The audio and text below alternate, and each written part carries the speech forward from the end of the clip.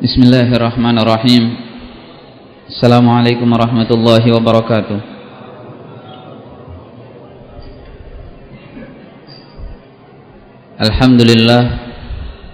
Alhamdulillah rabbil alamin, wa bihi nasta'in ala umuri dunya waddin, wassalatu wassalam ala asyrafil anbiya'i wal mursalin sayyidina wa maulana Muhammadin wa ala alihi wa ashabihi at-tahirin wa man tabi'ahum bi ihsanin ila yaumiddin.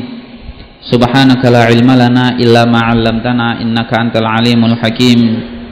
Rabbi shrah li sadri wa yassir li amri wahlul 'uqdatam min lisani yafqahu qawli. Allahumma ya mu'allima Adam wa Ibrahim 'allimna wa ya mufahhima Sulaiman fahimna. Amma ba'du. Masyarul muslimin wal muslimat rahimani wa rahimakumullah jami'an.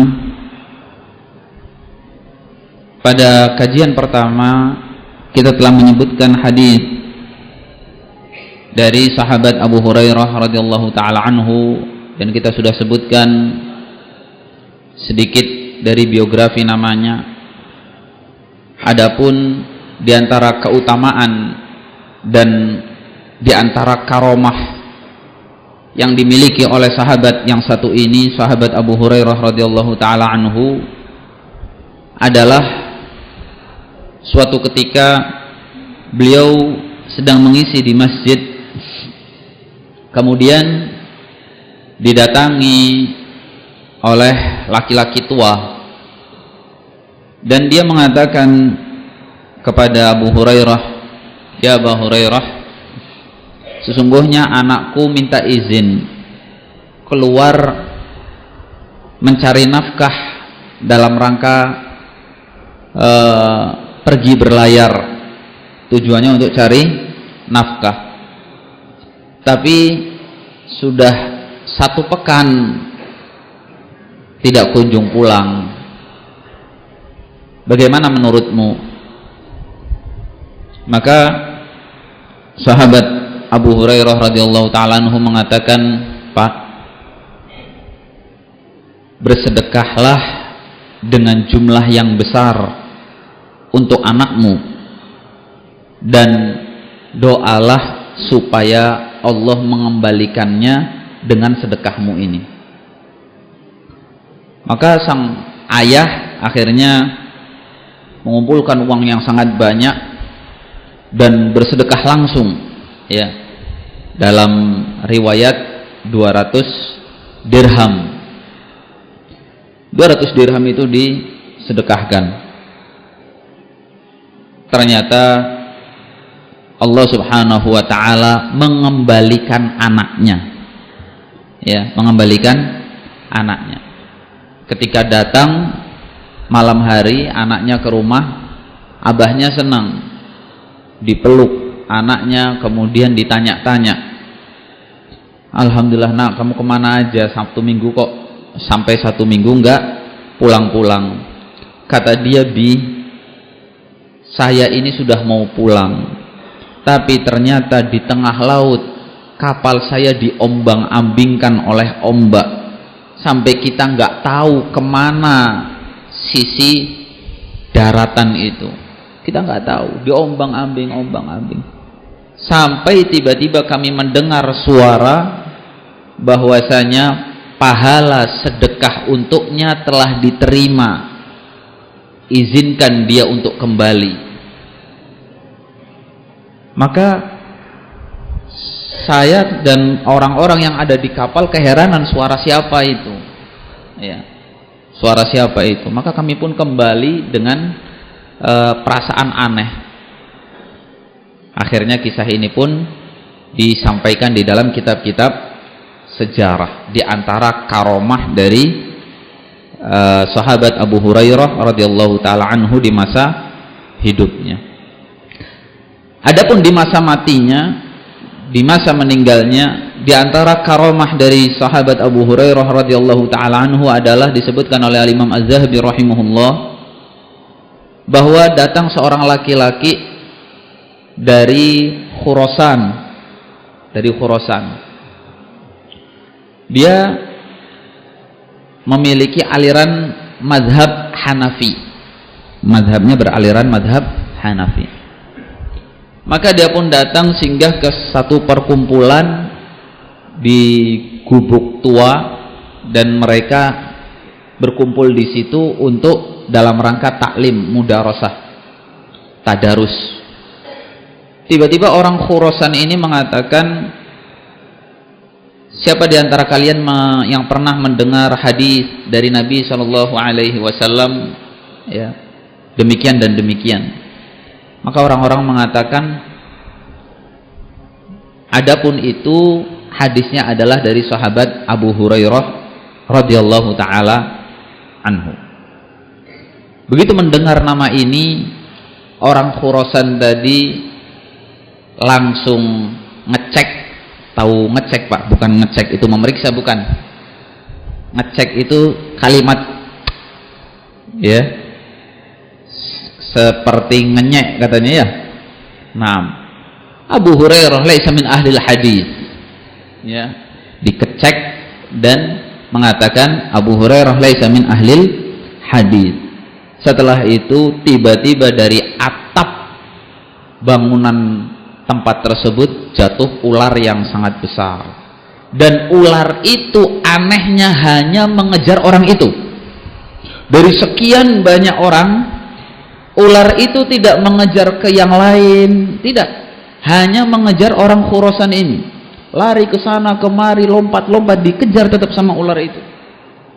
Maka kata orang-orang yang ada di dalam tempat tadi mengatakan, tub ya rojul, tub ya rojul, tobat wahai orang laki-laki, tobat, tobat kamu mas, ya, tobat mas, kamu barusan sudah menjelek-jelekkan Abu Hurairah.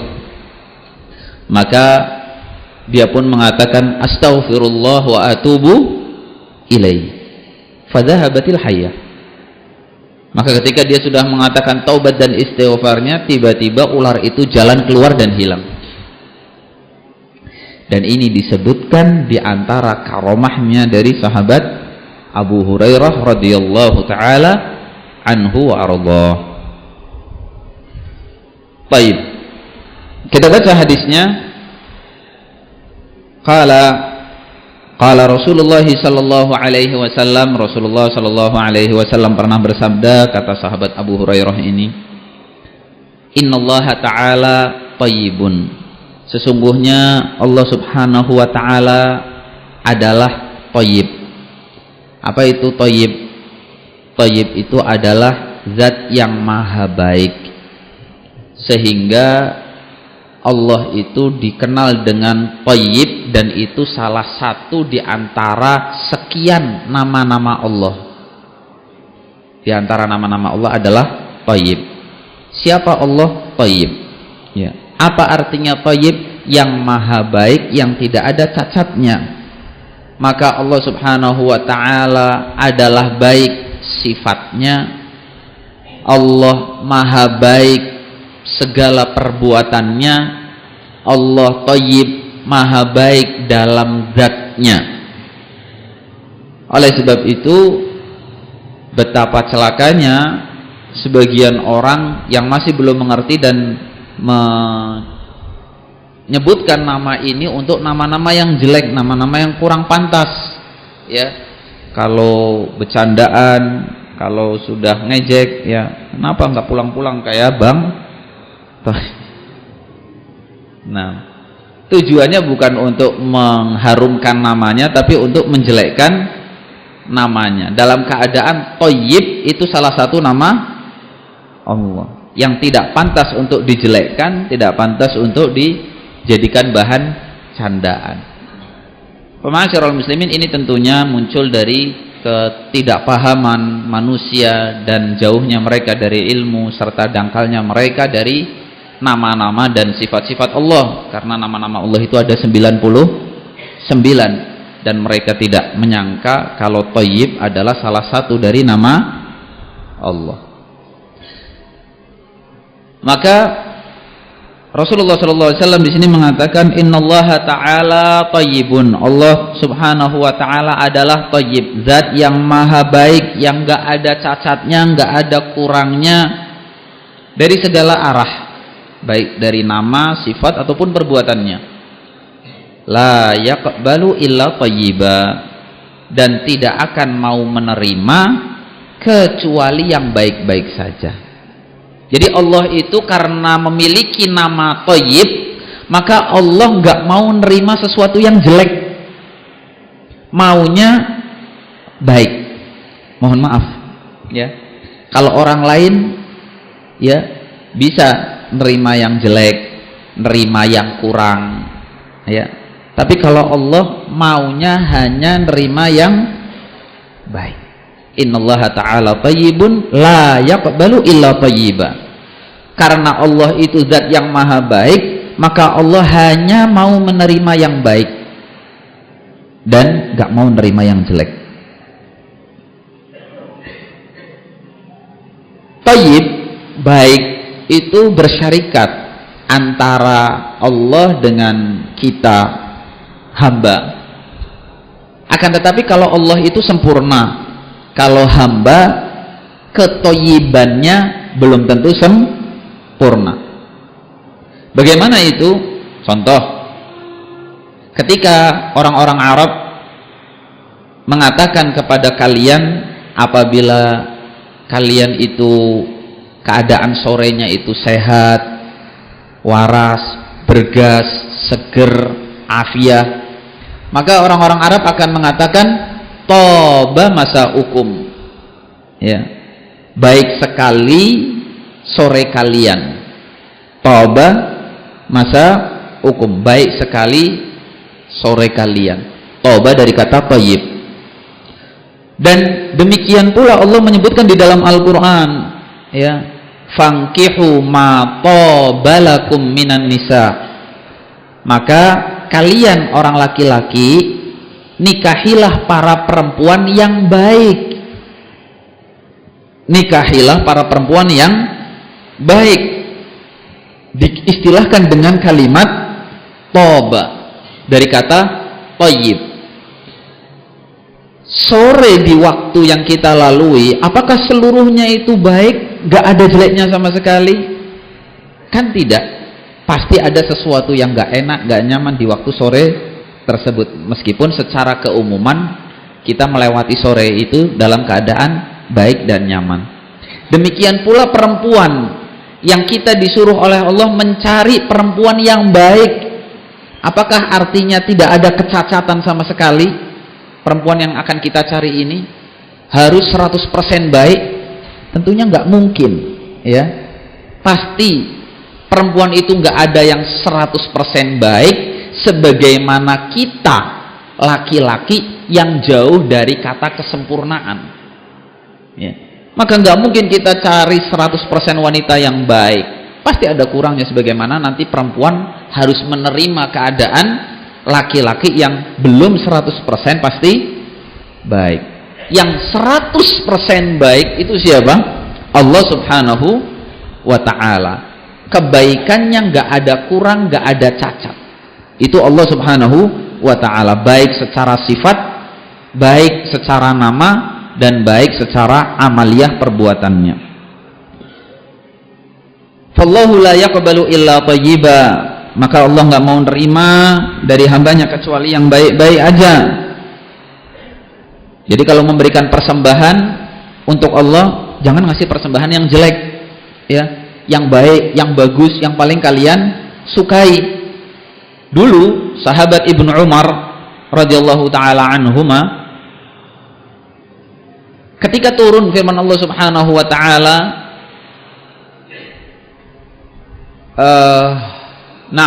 ketika turun firman Allah subhanahu wa ta'ala, lan tanalul birra hatta tunfiqu mimma tuhibbun, kalian gak akan mendapatkan kebajikan yang paling tinggi, albir, hingga kalian bersedekah pada sesuatu yang paling kalian cintai. Maka sahabat ini, sahabat Ibnu Umar, milih, saya ini paling suka sama apa ya? Dia nyari nih, mau sedekah harus milih yang paling baik. Sedekah milih yang paling baik.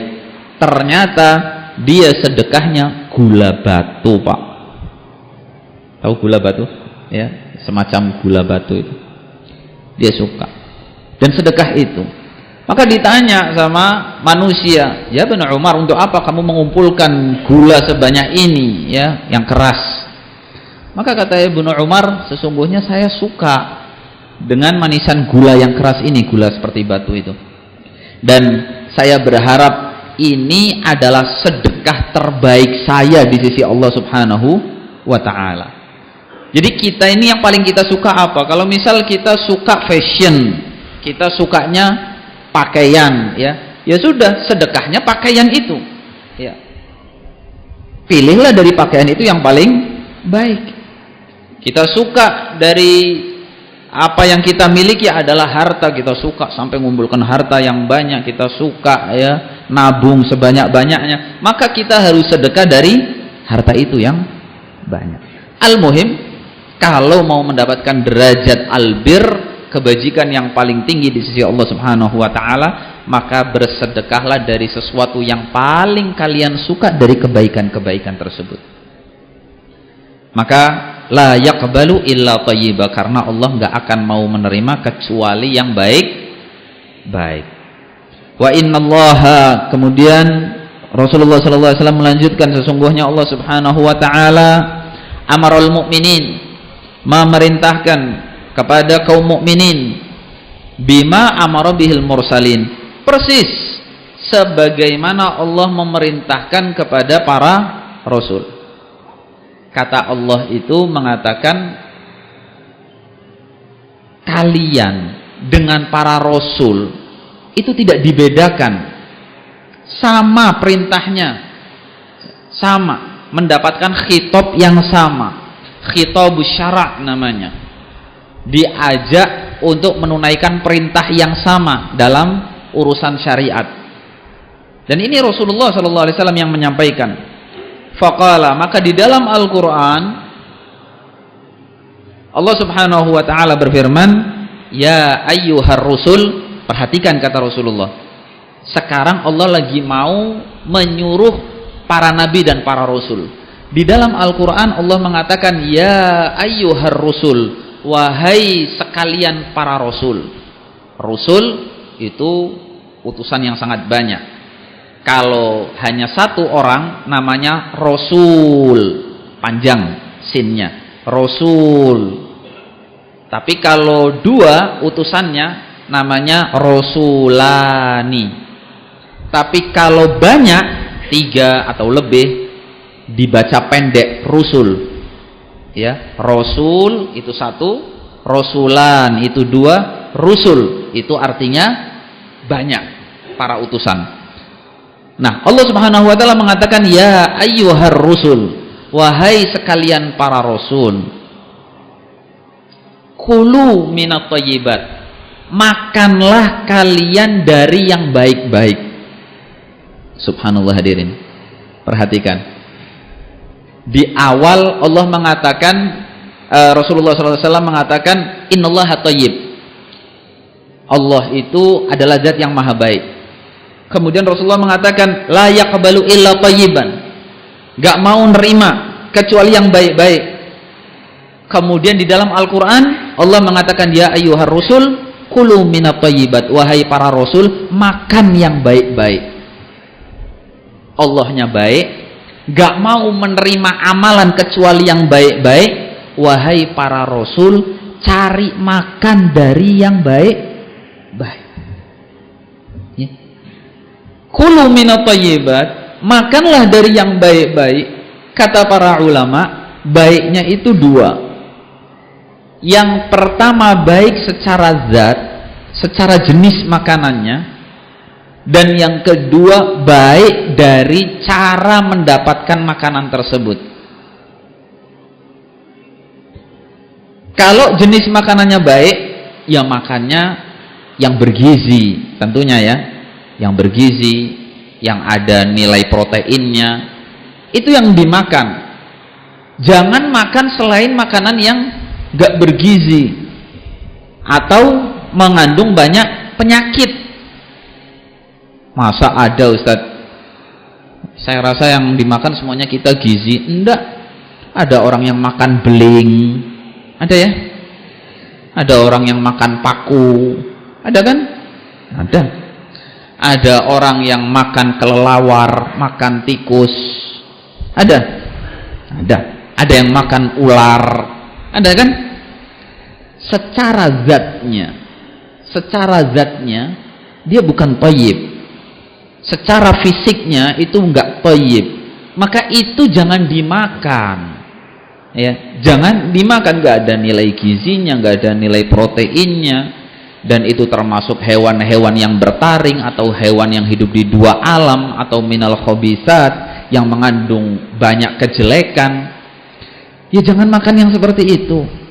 Cari makan yang baik. Ini para rasul diajarin sama Allah untuk cari makan yang baik. Dan yang kedua, cara mendapatkannya dari cara yang baik. Sebab apa? Sebab kalau dari cara mendapatkannya ini baik, meskipun secara zahir makanan itu tidak baik, tapi kalau cara mendapatkannya baik, dalam pandangan syariat, dalam tinjauan syariat, itu tetap jadi baik.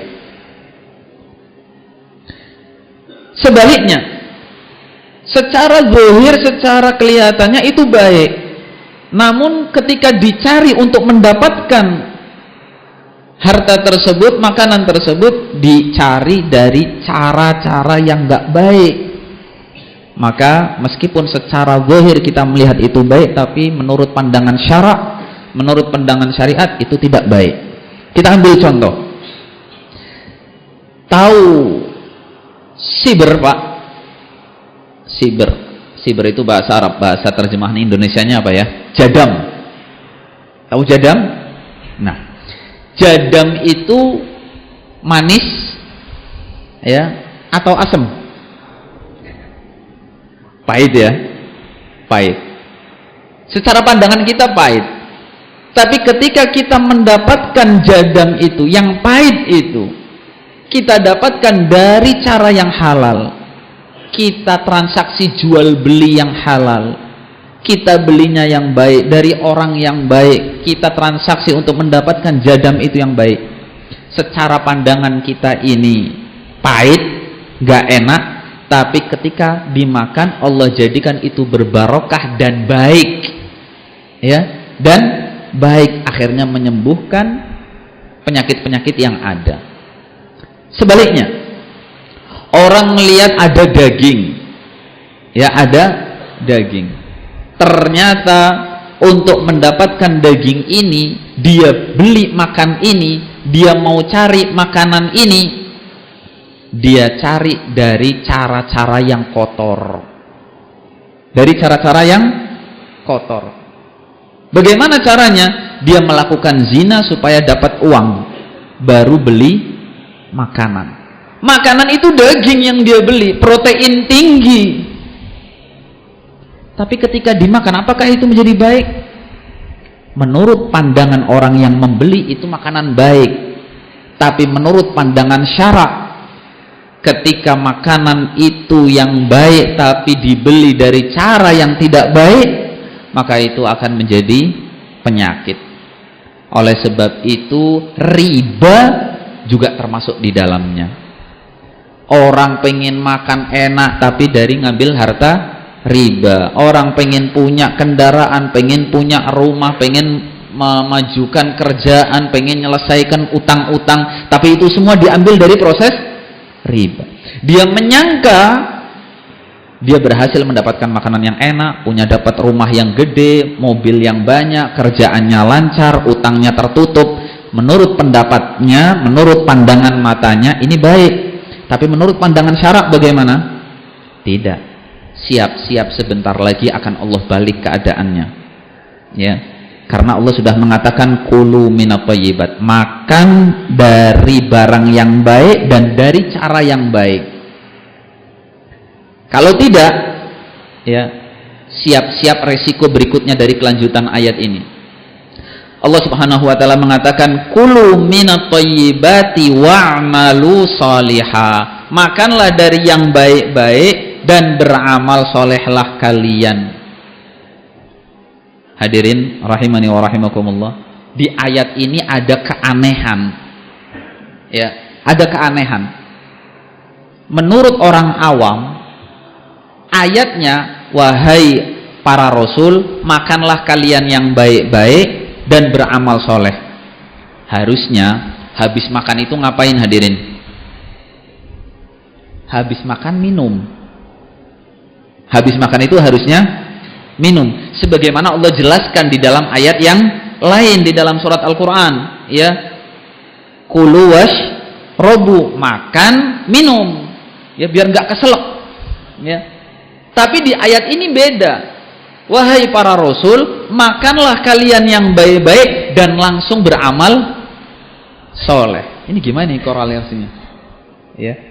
Bagi orang awam ini kelihatan membingungkan, kok Allah seperti ini cara berbicaranya. Tapi bagi para ulama ahli tafsir ini tidak membingungkan sama sekali. Kata mereka para ulama adalah ada korelasi antara amal soleh dengan makanan. Kalau kamu makan makanan yang baik, dari cara yang baik mendapatkannya, kamu bisa semangat untuk beramal soleh. Tapi kalau kamu makan makanan yang gak baik, dari hasil yang gak baik, jangan harap kamu gampang diajak untuk beramal soleh. Ini peringatan dari Allah untuk para nabi dan para rasul, dan ini peringatan untuk kita semua. Makanya Ustadz tidak pernah heran, saya pribadi tidak pernah bingung, kalau ada orang Masya Allah tabarakallah kaya, ya, hartanya banyak, punya banyak koleksian, koleksi baju bermacam-macam, koleksi tas bermacam-macam, kacamata bermacam-macam, sepatu bermacam-macam, bahkan sampai kendaraan dia kumpulkan dari macam-macam kendaraan. Tapi ketika diarahkan untuk itu, di sana ada masjid yang butuh disumbang 100 juta, di sana ada pondok pesantren yang lagi bangun, silahkan dibantu sekian ratus juta, ini ada pamfletnya. Dia tidak tergerak, dia tidak terpanggil. Ustadznya nggak pernah sakit hati, ustadznya nggak pernah kecewa, karena prinsipnya ustadz adalah ayat ini. Kalau makanan kamu baik, kamu mendapatkan makanan itu dari cara yang baik, kamu akan langsung semangat dalam beramal soleh. Ketika Anda tersendat untuk beramal soleh, ketika Anda mulai susah diajak untuk beramal soleh, tidak peka dan tidak terpanggil untuk beramal soleh, tarik benang ke belakang, Pak, mundur segera. Sebetulnya yang kamu makan itu apa? Bagaimana cara mendapatkannya? Oleh sebab itu para ulama zaman dulu ketika mulai berubah, kok saya mulai nggak sholat malam, kok mulai nggak puasa sunnah, kok mulai berubah, dia merasakan pada dirinya ada perubahan, dia langsung yang dikoreksi pertama adalah makanannya. Saya makan apa? Dari mana saya makan? Sebelumnya caranya dengan bagaimana? Kok bisa habis makan diajak beribadah berat? Mulai dikoreksi. Fama'asyaral muslimin rahimani wa rahimakumullah, maka orang yang dia makanannya baik, dari cara yang baik, dia akan balance, seimbang. Untuk dunianya dia suka pakai jam yang bagus, baju yang bagus, ya, dia punya mobil banyak, mungkin dia punya rumah gede, kos-kosan banyak. Tapi ketika ada ajakan amal soleh, dia juga terpanggil, dia juga tergerak, dia nggak mau ketinggalan. Pastikan dia makan makanan yang baik dan dia dapatkan dari cara yang baik. Dan ustadznya nggak pernah heran, karena prinsipnya adalah menggunakan ayat ini, ya ayyuhar rusul kulu minat thayyibati wa'malu salihah. Makanlah dari makanan yang baik, dari cara yang baik, supaya kamu bisa mudah untuk beramal soleh. Kalau susah beramal soleh, maka rujukannya ditarik ke belakang, dari makanannya bagaimana, ya. Fabarakallahu fikum. Ini penting sekali untuk diingat supaya prinsip ini tidak dijadikan prinsip untuk ustadz seorang, tapi untuk para orang kaum muslimin. Nah, waqala, ketika kata Rasulullah sallallahu alaihi wasallam Allah berbicara seperti itu kepada para nabi dan para rasul, maka Allah juga berbicara untuk orang-orang mukminin. Apa kata Allah Subhanahu wa taala? Perintahnya yang sama bagi kaum mukminin seperti yang Allah perintahkan kepada para rasul adalah firman-Nya, ya ayyuhalladzina amanu, hei orang-orang yang beriman, kulu min thayyibat ma razaqnakum, makanlah kalian dari yang baik-baik juga. Nyuruh para rasul, wahai para rasul, makanlah kamu yang baik-baik supaya habis itu bisa beramal soleh. Para rasul nih diperintah. Ketika memerintahkan orang-orang mukminin, ya ayyuhalladzina amanu, hai orang-orang mukmin, kulu min thayyibat, kalian juga makan yang baik-baik. Jangan cuma para rasul toh. Sehingga para rasul semangat beribadah, kencang beribadah, totalitas dalam ibadah, kalian tidak bisa menyentuh mereka. Ternyata alasannya karena makanannya yang enggak baik. Maka Allah di ayat ini mengatakan, ya ayyuhalladzina amanu, hai orang-orang beriman, makanlah kalian juga dari yang baik secara zat ataupun caranya. Ma razaqnakum, ini yang digaris bawahi. Itulah yang kami beri rizki untuk kalian. Jadi yang baik itulah rezeki untuk kita. Artinya kalau itu bukan sesuatu yang baik, itu bukan rezeki kita, Pak. Oh, nggak baik kok bilangnya itu rezeki kita. Orang lagi jalan, dompetnya jatuh, ngelihat dompetnya tebel, Pak, diem. Muga-muga nggak delok, muga-muga nggak delok, muga-muga nggak delok. Ya, doanya semoga nggak lihat. Ya, kalau bahasa Tegalnya muga-muga ora weruh ya, muga-muga ora weruh. Aduh. Pas giliran lewat, orangnya berlalu, dia ngambil dompetnya sambil bilang alhamdulillah rezeki. Ambil dompetnya orang, Pak. Ya, isinya duit. Bilangnya apa? Alhamdulillah rezeki. Allah sudah mengatakan, ya ayyuhalladzina amanu kulu min thayyibat ma razaqnakum. Yang baik itu adalah rezeki kami. Kalau yang jelek itu rezeki Allah, bukan? Bukan. Yang baik itu rezeki dari Allah, yang jelek itu namanya laknat. Ya. Laknat itu apa? Laknat itu dijauhkan dari rahmat Allah, enggak berkah. Ya, enggak berkah. Oleh karenanya hadirin, semua rezeki dari cara yang enggak baik, ya, menyangka dia korupsi, dia punya semuanya, dia nggak urusan apa kata orang, yang penting saya keluarganya terjamin sejahtera, tapi caranya korupsi dan mengatakan, oh ini rezeki, kamu jangan iri, tapi dia dapatkan dari cara korupsi. Yang satu datang dari cara riba, pinjam uang tapi caranya riba, bisa beli ini, bisa beli itu, kredit ini, kredit itu, sehingga dia punya semuanya. Terus dia mengatakan apa? Loh ini rezeki dari Allah, kamu jangan iri. Nah, ini cara konsep berpikir yang sakit, Pak. Ya. Cacat ini logika berpikirnya. Ketika sesuatu itu jelek kemudian dianggap rezeki dari Allah, siapa yang bilang? Sebab Allah mengatakan hanya yang baik yang merupakan rezeki dari kami. Ya ayyuhalladzina amanu kulu min thayyibat ma razaqnakum. Itu adalah rezeki kami untuk kalian.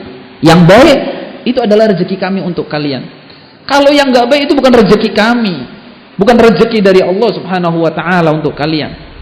Maka jangan dikorelasikan. Oleh karenanya orang kalau mendapatkan hasil dari tidak halal, tidak baik, keluarganya akan susah diatur. Rumah tangganya akan sering ribut, arah suasana rumahnya seperti neraka wal'iyadzubillah. Dia tidak pernah mendapati kegelisahan, dia tidak akan pernah mendapati ketenangan, hatinya gelisah terus, ya, hatinya gelisah, jiwanya selalu sempit, ya, anaknya diomongi nggak ada yang nurut, istrinya selalu membantah dan menjawab serta merendahkan dia di depan anak-anaknya, rumah tangganya persis bak neraka. Silahkan diurut, itu pasti sababiahnya dari cara dia mendapatkan rezeki itu. Fabarakallahu fikum, maka ini yang perlu diingat baik-baik. Kemudian Rasulullah sallallahu alaihi wasallam mulai mengatakan, "Tsumma dzakara rajul." Kemudian Rasulullah mulai bercerita, kata sahabat Abu Hurairah, ada orang laki-laki yutilus safar, dia melakukan perjalanan safar yang panjang, Ash'atha aghbar, lusuh pakaiannya sampai acak-acakan dan berdebu rambutnya. Yamuddu yadaihi ilas sama, di suatu tanah lapang dia mengangkat tangannya tinggi-tinggi ke arah langit. Qala ya Rabbi ya Rabbi, dia panggil nama Tuhannya, ya Rabbi ya Rabbi, wahai penciptaku, wahai penciptaku. Tapi apa kata Rasulullah sallallahu alaihi wasallam? Mat'amuhu haram, mashrabuhu haram, wa ghudhiya bil haram, fa anna yustajabu lidzalik. Dia melakukan seperti itu sedangkan keadaannya makanannya haram, minumannya haram, wa malbasuhu haram, pakaiannya haram, wa ghudhiya bil haram, dan seluruh sarana dan prasarana yang dia miliki semuanya dari yang haram. Fa anna yustajabu lidzalik, bagaimana caranya doanya terkabul, kata Rasulullah SAW. Gimana coba sudah? Kata para ulama, dia telah melakukan sesuatu yang sangat hebat, sesuatu yang sangat luar biasa, tapi nggak ada hasilnya. Apa sesuatu yang sangat luar biasa itu? Yutilus safar, melakukan perjalanan safar yang panjang. Dalam riwayat yang lain disebutkan ibadah haji, Pak. Ibadah haji, sampai berangkat haji, ya. Ash'atha aghbar, dia pakai pakaian yang sampai lusuh lecek. Aghbar, acak-acakan rambutnya dan berdebu. Wong haji, Pak, ganti baju ndak? Ya ndak. Wong 5 hari, ya. Kalau paling cepat ya 4 hari. Lusuh pakaiannya, acak-acakan rambutnya. Di satu tanah lapang dia angkat tangannya tinggi-tinggi memanggil nama Tuhannya, ya Rabbi ya Rabbi, wahai penciptaku, wahai penciptaku.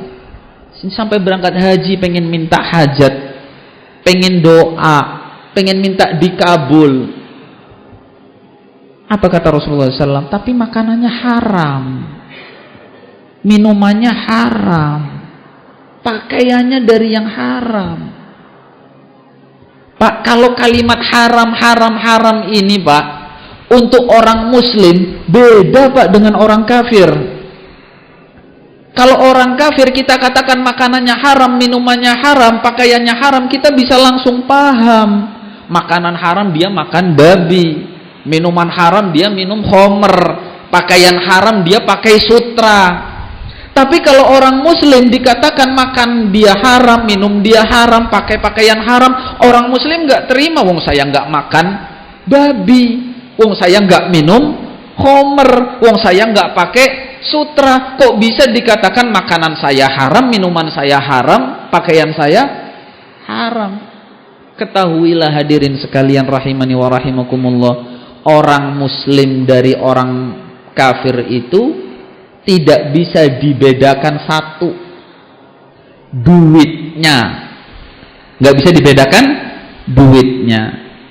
Duit yang diperoleh dari cara yang haram 100.000, warnanya merah, sama seperti duit 100.000 yang dicari dari cara yang halal.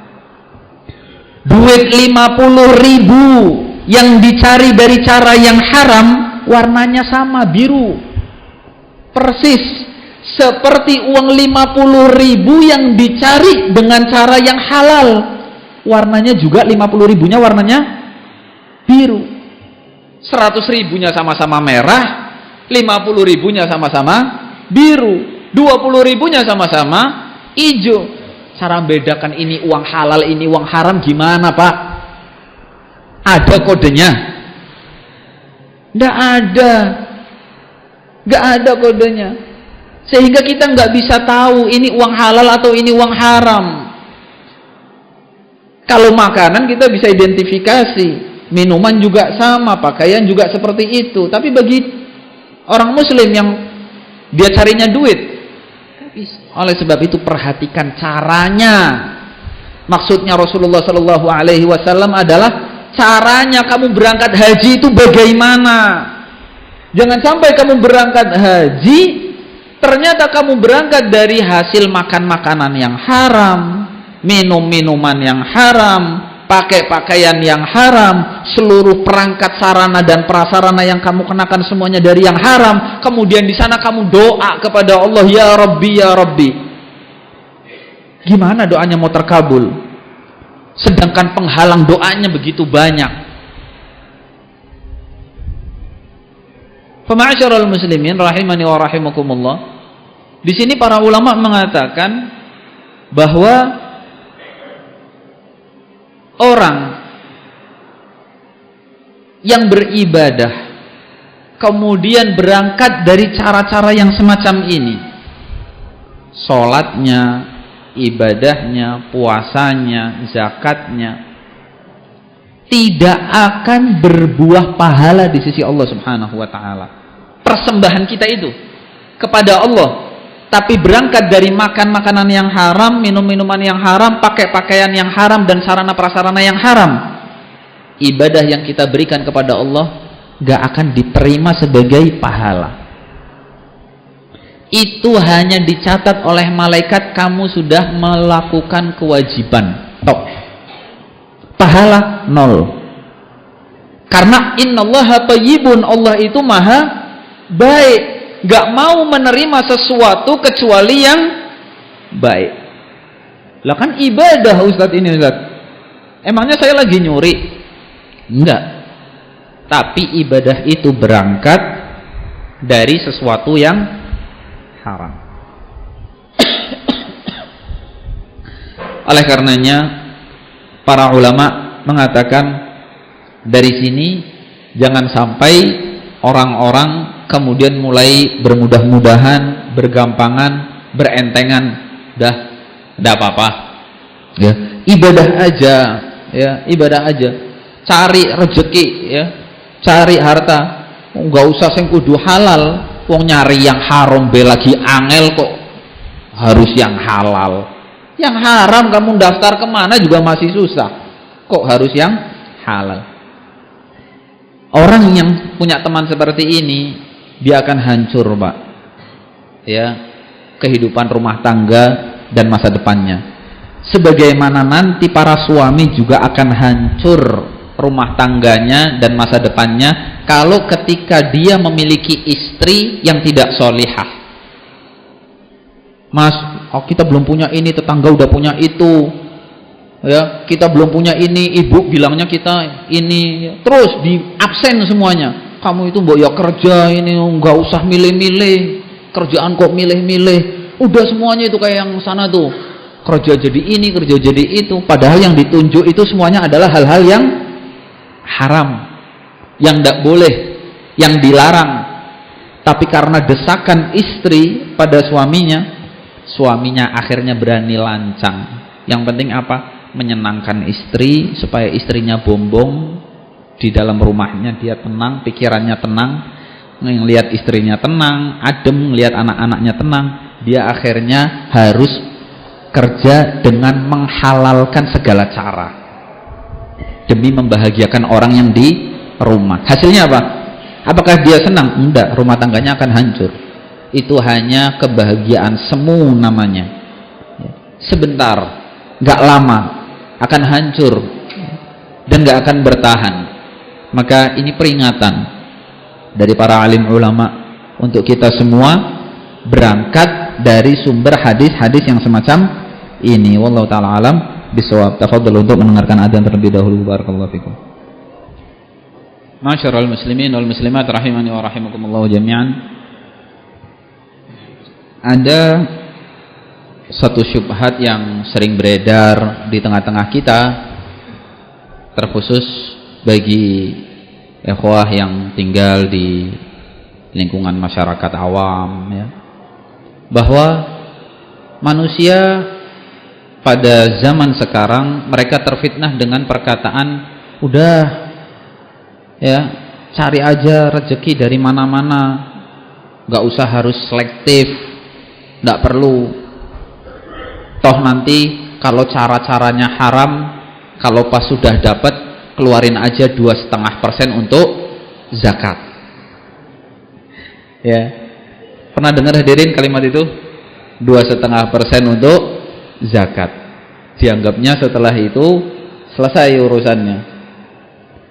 Ini sama sekali tidak benar hadirin, karena mengeluarkan harta 2,5% untuk zakat itu hanya bisa mensucikan hartanya, tidak bisa memperbaiki apa yang dia makan dari daging haram, dan tidak bisa memperbaiki doa-doa yang dia panjatkan yang sampai sekarang tidak kunjung dikabulkan oleh Allah Subhanahu wa taala, dan tidak bisa memperbaiki keadaan rumah tangganya yang terus-terusan nggak bisa dikendalikan dan suasana rumah tangganya yang seperti neraka. 2,5% betul, tapi itu hanya bisa mengembalikan keadaan harta, bukan mengembalikan keadaan keseluruhan kehidupannya. Maka jangan pernah menukar sesuatu yang sedikit, ya, dari sesuatu yang banyak. Kamu dapat apa sih? Kebagiannya cuma sedikit. Sebagian orang itu pengennya dapatnya yang banyak, padahal yang dicari adalah keberkahannya. Cari berkah, dari berkah itu nanti Allah akan tambahkan lebih banyak dan akan tetap gak hilang-hilang. Tapi kalau yang di mindsetnya adalah dia nyari sebanyak-banyaknya, maka dia sudah tidak mau mempedulikan keberkahan, sehingga sebanyak apapun harta yang dikumpulkan pasti akan langsung hilang, langsung lenyap, tidak akan berbekas dan tidak akan memberikan pengaruh yang baik. Karena Allah lah yang memiliki semua keberkahan tersebut. Maka ini diingat, ya, baik-baik. Kemudian hadirin rahimani wa rahimakumullah, ketika seseorang mau beramal saleh, mau beribadah, jangan pernah dia lakukan dari hasil-hasil yang haram. Ustaz, ana mau sedekah Ustaz. Zen, bagus. Tapi lagi nggak punya duit Ustaz. Jadi tak nyolong hartanya orang kaya yang korupsi untuk sedekah, ya, itu sama, ya, itu tidak akan bernilai pahala. Persis seperti contoh di awal yang tadi kita katakan, engkau ingin memberi makan anak yatim, tapi kamu mendapatkan uang itu dari hasil upah jual diri. Kamu jual diri untuk mendapatkan uang, setelah itu kamu gunakan untuk ngasih sedekah anak yatim. Tidak akan berbuah pahala untukmu, ya. Oleh sebab itu ingat, kalau mau beribadah, ya, perbaiki niat, perbaiki langkah. Sebab kalau seandainya semua cara diperbolehkan, semua cara tidak diatur dalam agama, niscaya akan carut marut agama Islam ini. Semua orang akan menghalalkan segala cara dengan tameng dan topeng. Saya kan mau untuk sedekah, pengen bangun masjid, pengen bangun pondok, pengen nolong anak yatim, pengen bantu janda, pengen ngerawat panti jompo, dan seterusnya dan seterusnya. Alasannya banyak, tapi melakukan dari cara-cara yang haram. Ingat dalam hadis ini, dia berangkat haji, tapi semuanya dilakukan dari cara-cara yang haram. Percuma, dia tidak mendapatkan apapun. Kemudian hadirin rahimani wa rahimakumullah, seorang ketika mau berdoa, dia harus memperhatikan adab-adabnya supaya doanya terkabul, doanya tidak terhalang. Setelah dia tahu makanannya harus diperhatikan, cara mendapatkannya juga harus diawasi. Kemudian yang ketiga adalah cara adabnya. Adab berdoa di sini adalah disuruh mengangkat kedua tangan.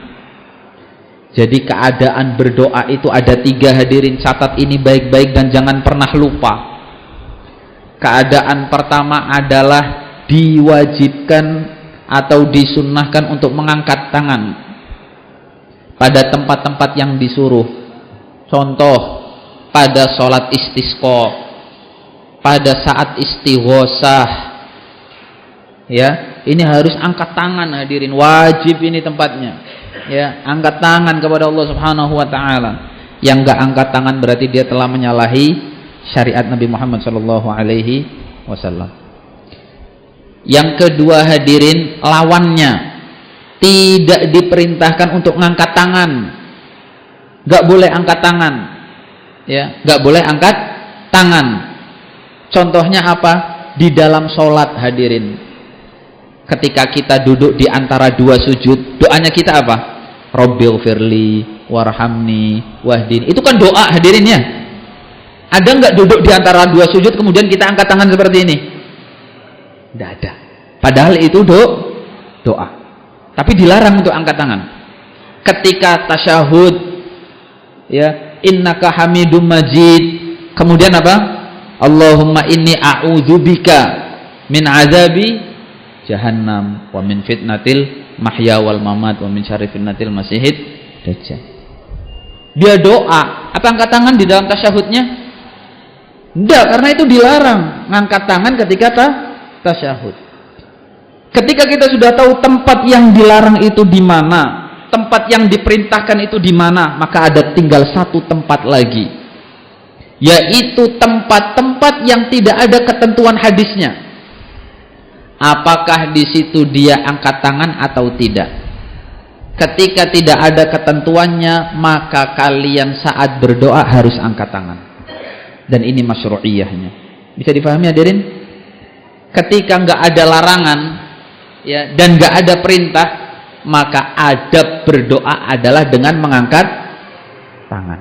Jangan pernah doanya nggak mau ngangkat tangan. Contoh, doa antara azan dan iqamah, ada perintahnya untuk angkat tangan? Tidak ada. Ada larangannya untuk berdoa jangan angkat tangan di dalam bainal azan wal iqamah. Tidak ada larangannya. Maka ketika di antara azan dan iqamah ini, saat nggak ada perintah dan nggak ada larangan, maka adab berdoa kita bagaimana? Dengan angkat tangan. Ketika baca Quran, ya, kemudian kita melewati ayat rahmat, melewati ayat azab, melewati ayat tentang surga, melewati ayat tentang neraka, dan kita ingin berdoa, maka bagaimana cara adab kita berdoa saat membaca Al-Quran? Angkat tangan. Jangan malu dengan angkat tangan, ya, karena ini adalah adab, termasuk memperlancar terkabulnya doa. Kemudian dipanggil Allahnya, jangan nggak dipanggil seperti di dalam hadis ini, dipanggil walillahil asmaul husna fad'uuhu biha. Allah itu punya nama-nama yang baik, maka panggil dengan nama-nama itu, ya. Jangan nggak dipanggil Allahnya, ya Rahman, ya Rahim, ya Dzal Jalali wal Ikram, ya. Dipanggil Allah Subhanahu wa taala supaya Allah itu mau mendengarkan permohonan kita. Maka ini diantara adab-adab yang kita harus jaga, kita pelihara saat berdoa. Adapun nanti ada adab-adab kamal namanya, adab-adab sempurna. Bagaimana adab sempurna itu? Harus dalam keadaan suci, menghadap ke arah kiblat, menyatukan dua telapak tangan, jangan direnggangkan. Berdoanya jangan seperti ini, tapi ditangkupkan kedua telapak tangan itu, ya. Bukan berarti tidak boleh direnggangkan, karena Rasulullah berdoa direnggangkan. Tapi kapan? Ketika istighosah.